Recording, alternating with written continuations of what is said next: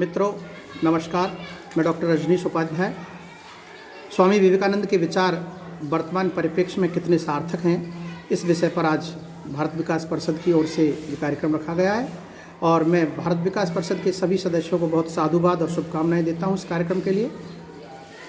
युवा दिवस के रूप में हम स्वामी विवेकानंद की जयंती मनाते हैं और स्वामी विवेकानंद एक ऐसा व्यक्तित्व है जो एक युग दृष्टा थे, युग स्रष्टा थे, एक ऐसे युग पुरुष थे जिन्होंने हमारे भारतीयों का मार्ग प्रशस्त किया।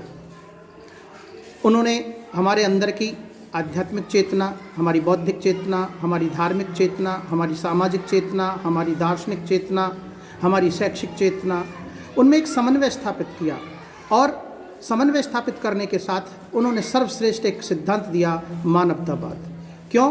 क्योंकि उन्होंने कहा, मेरे जीवन में उनका एक कोटेशन था। जब मैं पढ़ता था एमए में, तो कॉलेज में एमए में एक किताब चलती थी विवेकानंद विजयम, संस्कृत में 5वां पेपर था वो।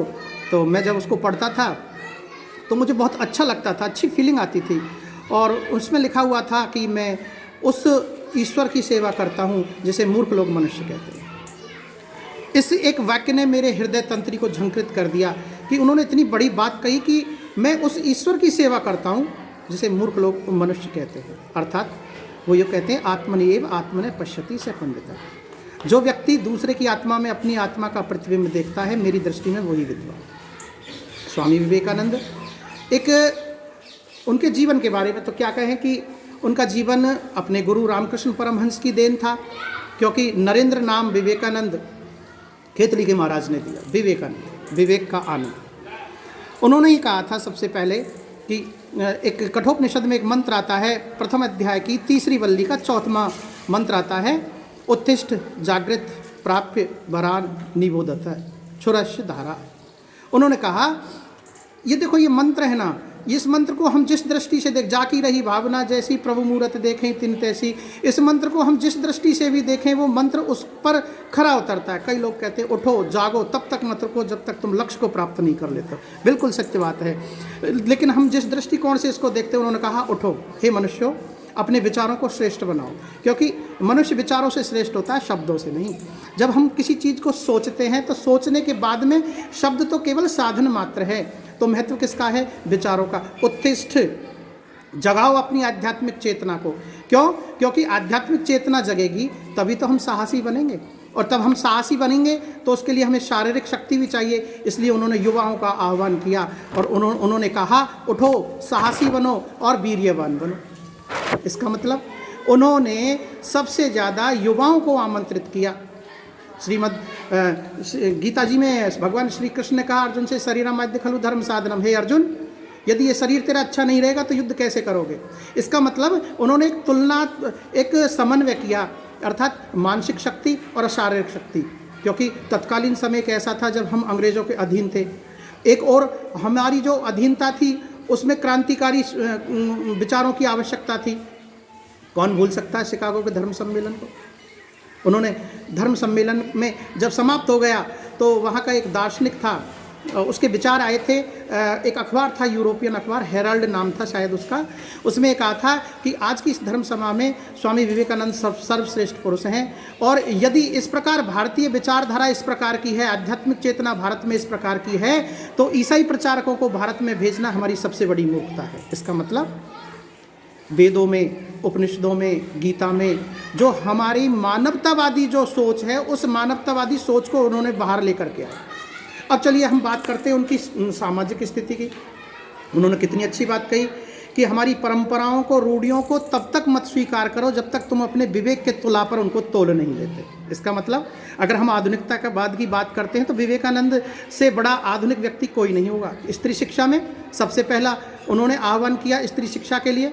उन्होंने पुरुष के समकक्ष खड़ा किया स्त्रियों को।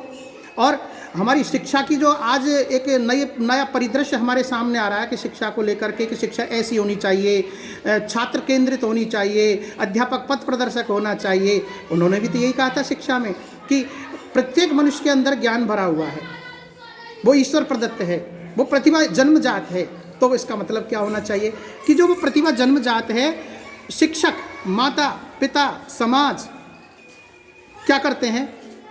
उस पर से पर्दा हटाते हैं। स्वामी विवेकानंद ने कहा था कि उस पर से पर्दा हटाते हैं और उसको समाज की ओर लेकर के आते हैं।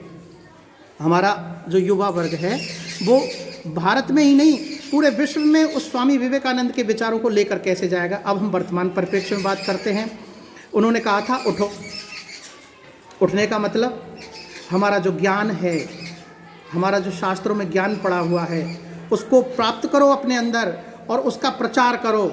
जगाओ इस देश को कि इस पूरी धरा पर एक भारत देश ऐसा देश है जो मानवतावाद पर जीता है।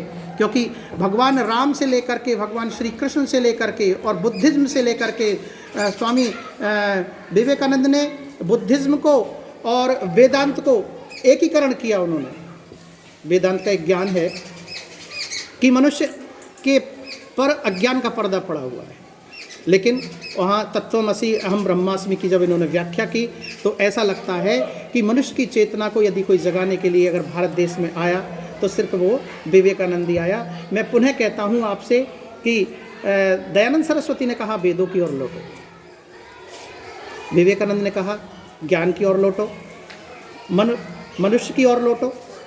मैं आपसे कहता हूँ आज के इस युग में जब व्हाट्सएप पर दुनिया लगी रहती है, फेसबुक पर दुनिया लगी रहती है, किताबों की ओर लौटो, किताबों की ओर लौटो, किताबों की ओर लौटो। शिक्षा के क्षेत्र में प्लेटो, रूसो, बर्ट्रैंड रसल जैसा हमारा व्यक्तित्व विवेकानंद का रहा है, उनको पहचानो, उनके साहित्य से पहचानो। उन्होंने ज्ञान योग, कर्म योग, भक्ति योग और न जाने कितने हमारी जो ज्ञान पड़ा हुआ था उनकी उन्होंने सार्थक व्याख्या की, जो आज ही नहीं जब तक हम पृथ्वी रहेगी हमारी अनेक पीढ़ियाँ आएंगी विवेकानंद को हम इसी प्रकार से शत शत नमन करते रहेंगे। बहुत बहुत धन्यवाद।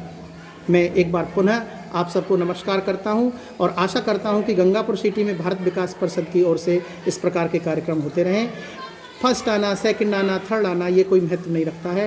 महत्व रखता है कि हमारे विचार हमारी आने वाली पीढ़ी तक पहुँचे और हम पर जो ज्ञान है थोड़ा बहुत हम पढ़ते हैं, करते हैं, एक माहौल बनता है। सत्संगति कथे किम न करोति पुंसाम जाड्यम दियो हरति सिंचति वाचि सत्यम मानोनति दिशति पापम अपा करोति। सत्संगति कथे किम न करोति पुंसाम। धन्यवाद।